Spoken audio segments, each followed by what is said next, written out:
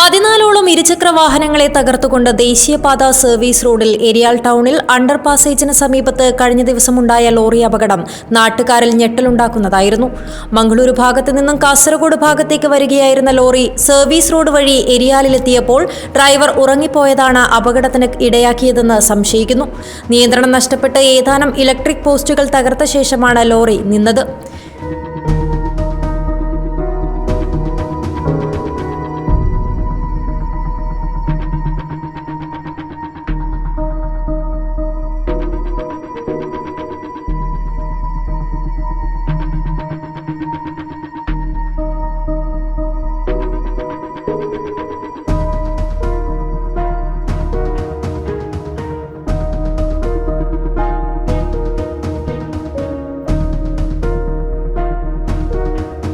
ദേശീയപാതയോരത്തെ വാടക കെട്ടിടങ്ങളിൽ താമസിക്കുന്ന അതിഥി തൊഴിലാളികളുടെ ഇരുചക്ര വാഹനങ്ങളാണ് അപകടത്തിൽ തകർന്നത്.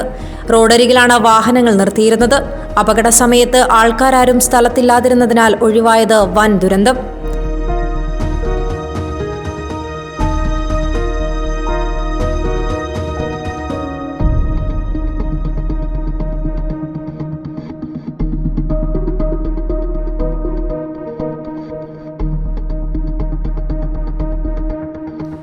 News 14 live Kasaragod.